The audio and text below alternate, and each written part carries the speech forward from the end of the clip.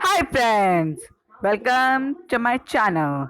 So, our today's topic is English 1.3. Have you ever seen poem? So, we are going to today learn everything about this poem and also learn a grammar topic named homograph and some other figures of speech. Please like and subscribe my channel and also press the bell icon button. It motivates me to make more videos. So, have you ever seen this poem is full pun and interrogation. It's every line is an interrogation and it's very funny. क्या तुमने कभी देखा है? Every line is very funny. So let's start and enjoy the poem. Have you ever seen a sheet on a river bed? Means, see, the first line asks you, have you ever seen a sheet on a riverbed? Here, a sheet on a riverbed means the bottom part of the river is known as the riverbed, and the in our home of furniture is also a riverbed, and sorry, not riverbed, only bed. So that bed has a bed sheet on it. Then why the riverbed does not have a sheet? So it asks us, have you seen a sheet on the riverbed? It's very funny to imagine there is a sheet on a riverbed of a single hair from a hammer's head. So the topmost part of the hammer is known as the head of the hammer, and also it's our human body part. And on the head, the humans have hair.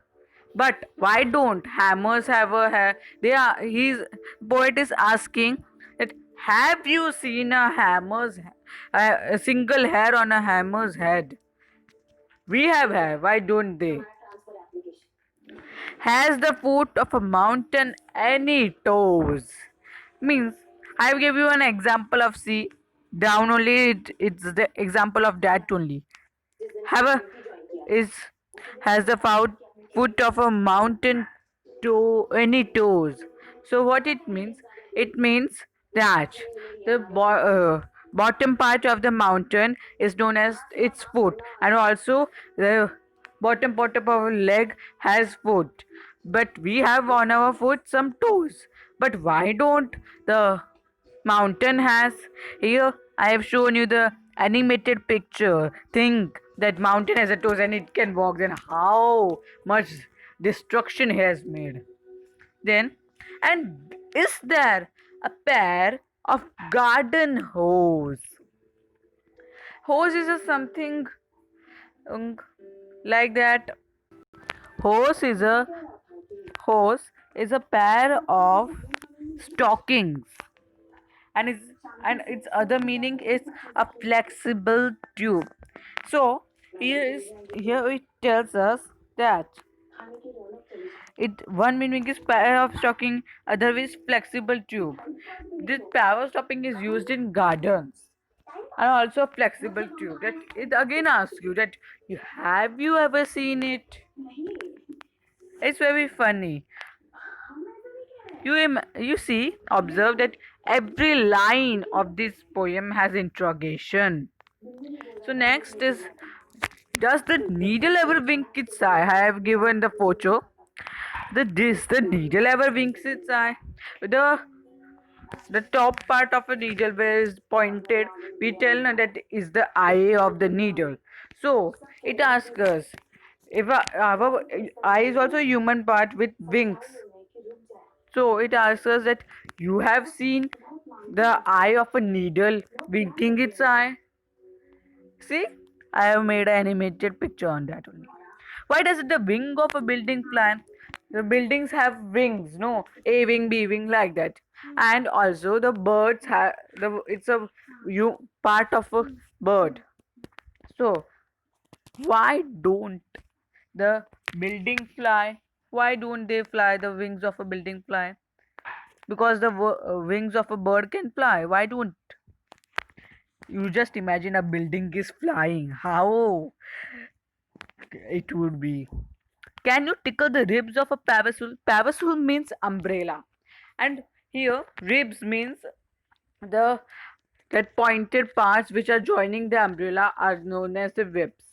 And also the ribs means the human in our body, no, after the lungs a protection is given, that is ribs. If anyone tickles there, no, we will feel to laugh, good goody. So if you tickles the umbrella's ribs, why don't it laughs, why don't it feels good goody? Dad, you just imagine that umbrella is laughing. What funny it is. Or open the trunk of a tree at all. Means trunk here means a large suitcase. And another meaning is a stem of a tree. So can you open a stem of a tree like the suitcase? No. It's different and very funny to imagine. Are the teeth of a rake ever going to bite? Are the teeth of a rake ever going to bite? So, are the teeth of a rake ever going to bite? It asks us. Here, teeth is given two meanings. First meaning is that it is a garden tool. Another meaning is human tooth. So, the teeth is a garden tool. So, does and human teeth bites. Then why don't that tool bites? Have the hands of a clock any left or right? So it asks us the clock has hands. Then why don't have the left hand, right hand? It asks us like that. You just imagine if the clock says hand and does present, then how it will be. Here I am going. I've shown an animated picture of it. Can the garden plot be deep and dark? Here, plot has two meanings. First meaning, an evil plan. Another meaning, a farming area. So, the garden plot means that farming area. Why don't have a plan, a wicked plan? Why don't that plot have? Can any plot can have a mind to think a wicked plan? No, it's very funny to imagine. And what is the sound of a beat's bark? Beat's bark means here bark has two meanings. First one is animals bark, dog. Ju- And another one is woody part of a tree. Beech is a tree. So its woody part is can't why can't bark like a doggy. If you imagine just that a tree's bark is bow bow like this, wow, scientists coming, how strange it will be. Here we finish the explanation of the poem. So I will give you some answers for this poem. That first, as per the English workshop, write two lines from this poem which you find most humorous. Justify your choice. You can write it's a personal response. So it's most humorous means you have find it most funny and related for you and your choice. It's depend. Next, find from the poem three examples of. First one is interrogation. Interrogation is the every line of the poem. There are three paragraphs of four lines. That means 12 lines are there, and each and every line is an interrogation. So you can write any three. Second is pun. So what is pun? You have heard it first time. So I will explain you what is pun. So this is a figure of speech.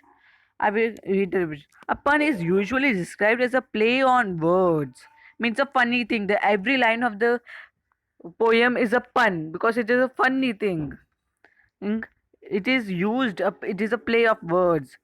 It is a clever, witty form of figurative language which uses the words within a sentence to convey another meaning. Two meanings. One word, two meanings is used to make play of words in the pun. The pun is often used in the form of a joke. It is used in a form of a joke, where words can have more than one meaning or words can sound like they mean something else. These both are homographs and homophones are used in pun.